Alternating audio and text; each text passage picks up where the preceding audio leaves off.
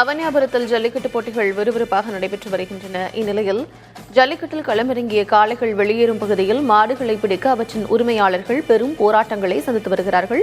இவர்களுடன் இணைந்திருக்கிறார் செய்தியாளர் பிரசன்னா. அவரோடு பேசலாம். பிரசன்னா, என்னென்ன மாதிரியான போராட்டங்களை அவங்க சந்திச்சுட்டு வராங்க? என்ன பிரச்சனை?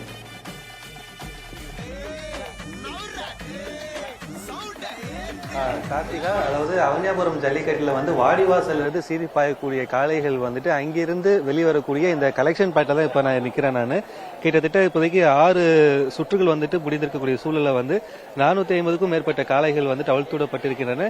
அவிழ்த்துவிடப்பட்ட அனைத்து காளைகளுமே வாடிவாசலில் இருந்து வெளியேறி வரக்கூடிய அனைத்து காளைகளுமே தற்பொழுது ஒளிப்பதிவாளர் உதயகுமார் காட்சிப்படுத்திக் கொண்டிருக்கக்கூடிய இந்த கலெக்ஷன் பாயிண்ட் வழியாகத்தான் மாடுகள் வெளியேறுவதற்கான வழியை மாநகராட்சி சார்பாக ஏற்பாடு செய்யப்பட்டிருக்கின்றன.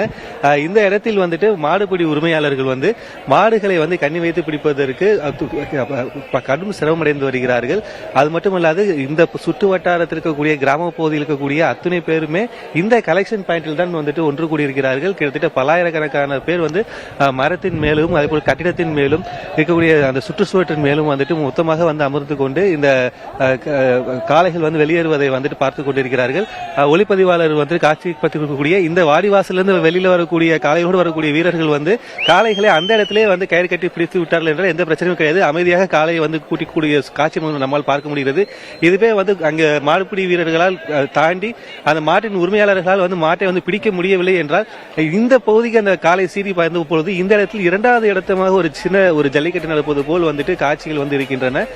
இதில் சிலருக்கு காயம் ஏற்படுவதற்கு அதீத வாய்ப்பு இருக்கின்றன. போலீசாருடைய பாதுகாப்பு அதீதப்படுத்தப்பட்டிருக்கிறது இந்த பகுதியில். குறிப்பாக பார்த்தோம்னா இந்த கலெக்ஷன் பாயிண்ட் வழியே மழைநீர் செல்லக்கூடிய ஒரு பிரதான கால்வாய் சென்று கொண்டிருக்கிறது. இந்த கால்வாய் மூடப்படாததால் காளைகள் அந்த சாலையில் வரும்பொழுது வீர்கொண்டு ஓடும் பொழுது அந்த கால்வாயில் தடுக்கி விழக்கூடிய சம்பவங்களும் தொடர்ச்சியாக நடந்த வண்ணமே தான் இருக்கின்றன. அவ்வாறு கால்வாய்க்குள் வரக்கூடிய காளைகளை சக மாடுபிடி உரிமையாளர்களோட உதவியோடு அந்த காளையை மீட்டு வருகிறார்கள். தற்பொழுது நம்மிடம் திருப்பத்தூர் செய்தியாளர் நைனா முகமது இருக்கிறார். அவரிடம் நம்ம கேட்கலாம். சார் வணக்கம் சார். இப்போ கிட்டத்தட்ட பல்லாயிரக்கணக்கான மக்கள் இந்த பகுதியில் இப்போ கொண்டு கூடியிருக்கிறாங்க.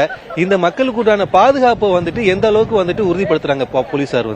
இந்த அவனியாபுரம் ஜல்லிக்கட்டை பொறுத்த வரைக்கும் காவல்துறையினர், மாநகர காவல்துறையினருடைய பாதுகாப்பு ரொம்ப சிறப்பா இருக்கு.